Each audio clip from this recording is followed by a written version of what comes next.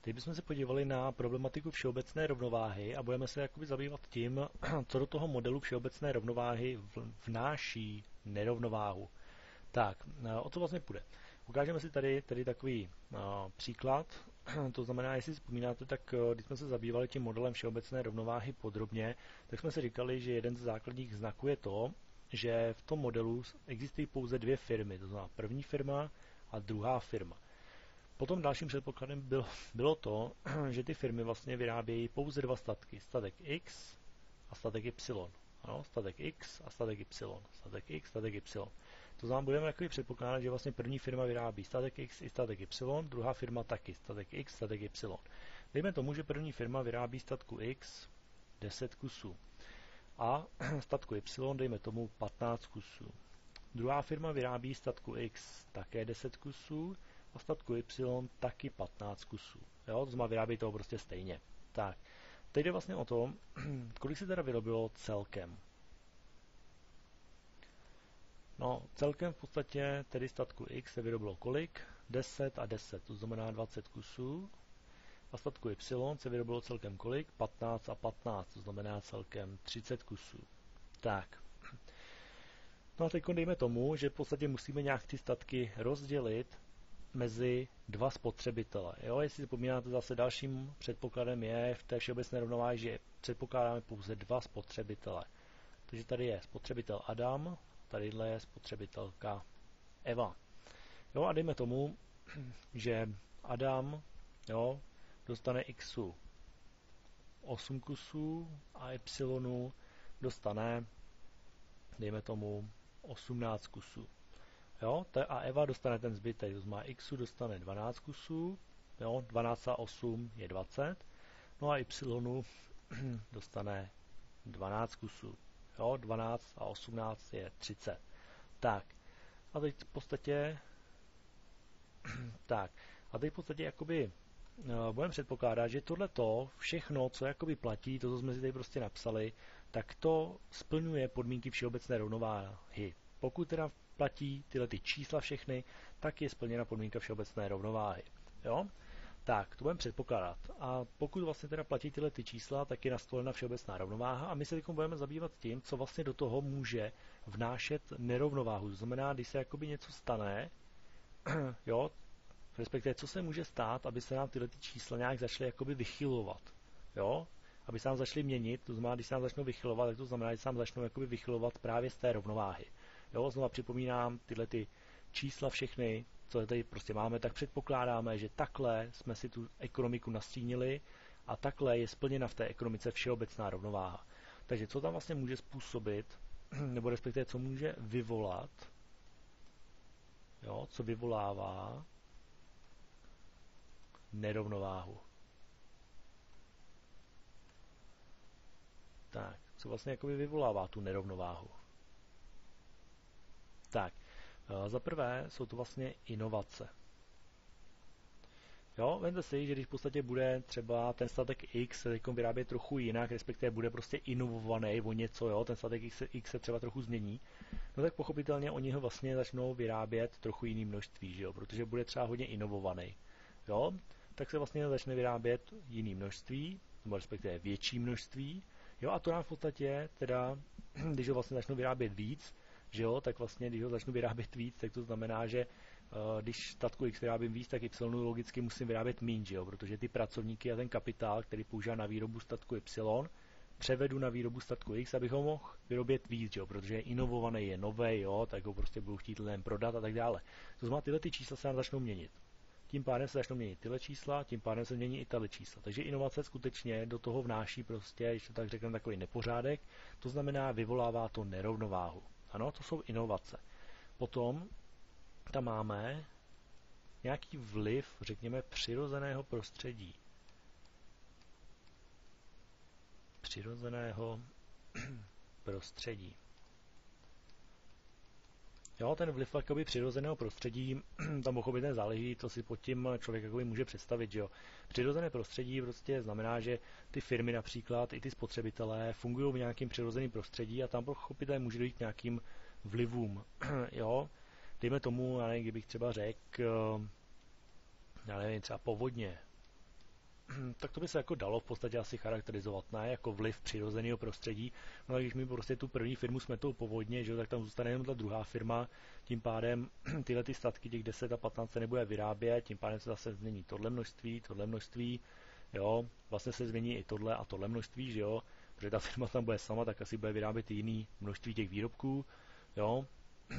Ty pracovníci, co pracovali u první firmy, že jo, přejdou k té druhé a tak dále. A zase nám to prostě do toho začne vnášet jakoby takový zmatek, jo. To znamená, můžeme říct, že to je vliv přirozeného prostředí, jo. A my jsme si uvedli třeba ty povodně, jo. Dejme tomu, že to bychom tam mohli vlastně teoreticky jako řadit, jo, ale můžete si vymyslet něco svýho, pokud vás něco napadne, jo. Potom nějaké ty důsledky, no, nějaké důsledky jakoby těch společenských otázek.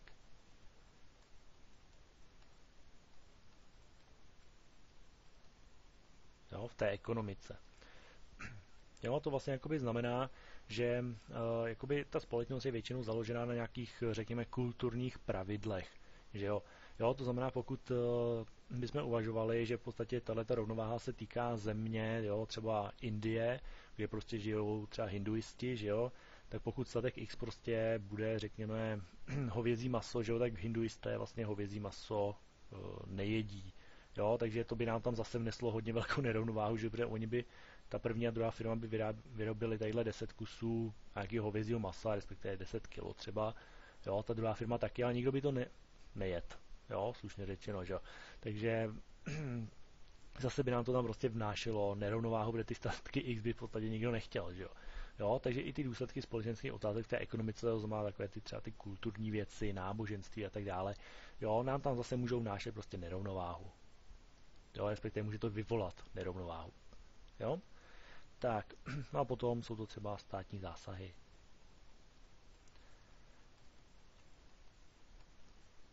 Jo, prostě klasicky nějaká regulace, že jo. Jo, vemte si, že prostě přijde stát a řekne, hele, statek X, ten je prostě zdravotně závadný, jo, přestaňte ho vyrábět, jo, tak ho prostě, jo, a zakáže ten statek. No tak prostě ten statek X se nebude vyrábět ani u jedné firmy a zase nám to změní ty čísla, že jo. Jo, takže zase to prostě vyvolá nějakou nerovnováhu. Jo? Takže vlastně co vyvolává nerovnováhu, tak to jsou inovace. No, co vyvolává nerovnováhu, to jsou teda inovace, nějaký ten vliv toho přirozeného prostředí, kde se prostě ty subjekty vyskytují, důsledky společenských otázek v ekonomice a nějaké ty státní zásahy, třeba ta regulace. Jo? A zase můžete si vymyslet svoje vlastní další příklady. Jo? Třeba ty státní zásahy, třeba daně a podobně. Jo? Tak, to je vlastně problematika, co vyvolává jakoby nerovnováhu. To znamená, tohleto, co jsme si jakoby napsali, znamená, že to nás vlastně vychýlí nebo tuhletu situaci, kterou my jakoby považujeme za nastolení té všeobecné rovnováhy, tak pokud něco takového začne působit, tak nás to z této rovnováhy vychýlí pryč. Jo? Ale otázka je, jakoby, no tak když nás to vychýlí pryč, tak se zase postupně ten systém, ta ekonomika se zase vrátí zpátky, ne, do té rovnováhy. Jako v čem je problém? Problém je právě v tom, že vlastně když vás něco z tohohle vychýlí tadyhle z toho pryč, jo, z té rovnováhy, prostě někam pryč, tak vy se potom můžete těžko vracet zase zpátky. To znamená, působí určité bariéry proti, dalo by se říct, obnově té rovnováhy, jo, a to, co působí proti obnově té rovnováhy, to si právě ukážeme teď, jo. Takže co působí proti obnově rovnováhy.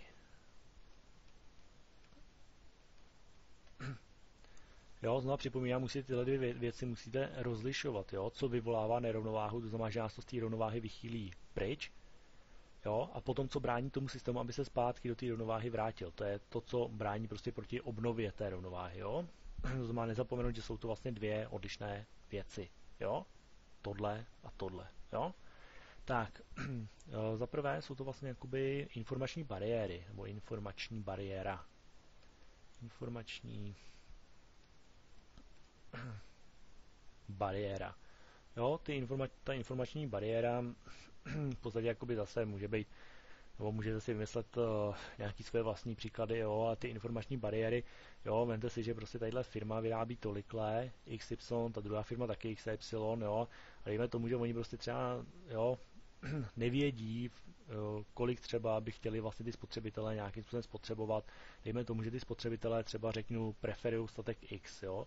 A tady vidíme, že se víc vyrábí statku Y než statku X, jo. A to, že vlastně ty spotřebitelé preferují statek X, ty firmy třeba vůbec nevědí, jo. To znamená, je tam prostě nějaká informační bariéra a zase nám to jakoby působí, že vlastně jakoby, když jsme vychýlení z této rovnováhy, tak zpátky se prostě nedokážeme navrátit, protože to, že prostě chybějí informace k tomu návratu, jo, do té rovnováhy, jo. Tak, to jsou vlastně to je jakoby informační bariéra, jo. Potom to můžou být různé administrativní bariéry. Administrativní bariéry. Jo, administrativní bariéry jakoby vstupu, jo. Třeba do toho odvětví. Jo, to v podstatě jakoby znamená, že zase, když si vezmete tu firmu, zase díky tadyhle těm věcem se to prostě nějak vychýlilo jakoby z rovnováhy, ale předpokládejme pro jednoduchost, že prostě rovnováha bude nastolena, pokud tam nějaká firma třeba přijde. Jo, že by tam přišla, řekněme pro jednoduchost, jo, třetí firma. A ta by nastolila rovnováhu, jo, a zase by tam platila rovnováha. No ale pokud vlastně ta třetí firma tam bude chtít vstoupit do toho systému, jo, a budou tam vysoké ty administrativní bariéry, to znamená, ta firma musí jít na úřad, že jo, teď tam o něco zažádat, teď ho pošlou, že jo, na 10 dalších úřadů, aby si zase o něco zažádal, vyplnil různý formuláře a tak dále, jo, a nakonec mu to ještě zamítnou, že jo, tak v podstatě ta rovnováha tam zase nebude nastolena, jo, to znamená, do té rovnováhy se prostě nevrátíme, jo, protože jsou tam prostě administrativní bariéry, jo. Tak, no a potom tam jsou v podstatě ještě nějaké ty transakční náklady.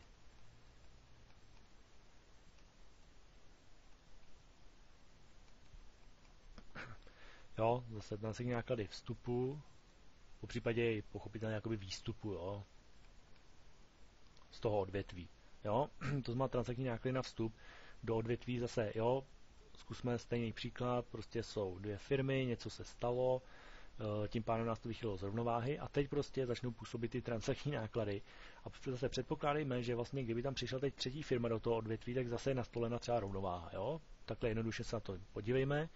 No a, ale dejme tomu, že tam existují ty vysoké transakční náklady, aby se ta firma do toho systému vůbec jakoby dostala, jo, aby tady prostě mohla vyrábět, no tak prostě, že jo, potřebuje nakoupit nový stroje, že jo, postavit si budovu a tak dále a v podstatě jakoby ty náklady prostě na tu transakci z jiného systému tady do toho našeho prostě můžou být strašně veliký.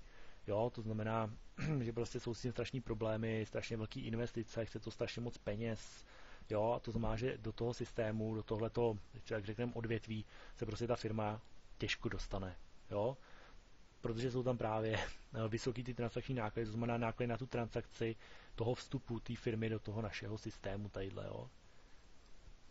Jo, a ta firma, když tam chce vstoupit, tak prostě musí, jo, prostě strašně moc zaplatit, jo, musí investovat prostě do nějakých těch strojů a tak dále, jo, a stojí to prostě třeba moc peněz, tak prostě ta firma si řekne, no, tak ta nepůjdu, protože na to nemám, jo, tím pádem tam pořád bude ta nerovnováha a do té rovnováhy se nevrátíme, jo, tak, takže to bylo v podstatě tedy problematika toho, co vyvolává nerovnováhu a ještě jsme si vlastně jakoby říkali, co brání proti obnově rovnováhy, nebo co působí proti obnově rovnováhy.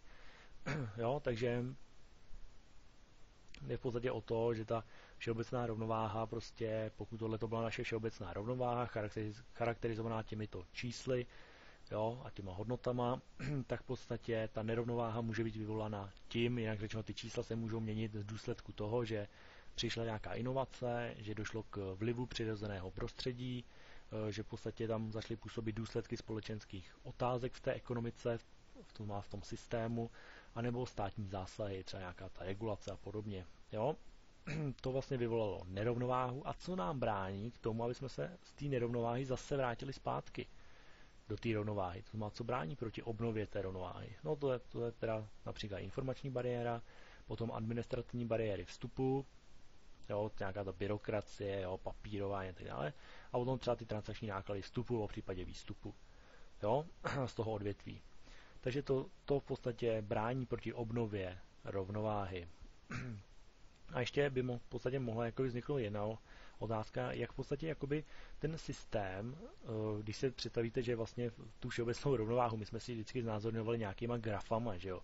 Jo, a měli jsme tam prostě ve výsledku v té všeobecné rovnováze takový ten výsledný graf, kdy jsme v podstatě dávali ty různý grafy, ten boxový diagram, že jo, a nějakou tu PPF křivku prostě dohromady, jo, prostě spali jsme to do jednoho grafu. Tak co když se jakoby v tom grafu prostě promítne nějaká ta nerovnováha, jo, a nějakou křivku, nebo respektive prostě nějak nás to vyšílí z té všeobecné rovnováhy, tak jak na to reaguje jakoby ten systém? No, reaguje na to tak, že se vlastně začnou posouvat křivky. Jo, posun křivek. Jo, to znamená, když se prostě někdo zeptá, jak jakoby ten model té všeobecné rovnováhy reaguje na to, když se tam začne projevovat ten nerovnováha, co se tam jakoby začne dít? No, začnou se posouvat křivky. Jo? V tom modelu. Jo, a tím posunem těch křivek se tam prostě znázorňuje, aha, došlo k nějakému vlivu, tím pádem nás to vyškylilo z rovnováhy, protože se posunuly křivky, jo, a ten posun křivek prostě způsobil to, že jsme někde jinde než než v těch bodech, kde působí ta všeobecná rovnováha, takže tím pádem nám to říká, posunuli se křivky, tak jsme prostě mimo, jo, tu rovnováhu, takže je tam nastolena nerovnováha, jo, a tam se to prostě projevuje tím, že se posouvají křivky. Jo, takže když vlastně budete mít nakreslený prostě ten obrázek té všeobecné rovnováhy a všechno tam bude prostě OK, tak najednou dojde k posunu křivky nebo nějakých křivek, jo, a to znamená, že prostě došlo k nějakým vlivům a způsobilo to nerovnováhu, jo. Takže nerovnováha se prostě v grafu, že jo, projevuje jednoduše posunem křivek, jo, nic víc tom nehledejte. Takže to byla v podstatě problematika všeobecné rovnováhy a tím, jak se tam jakoby projevuje nerovnováha, respektive co vyvolává nerovnováhu a potom co taky působí proti obnově rovnováhy.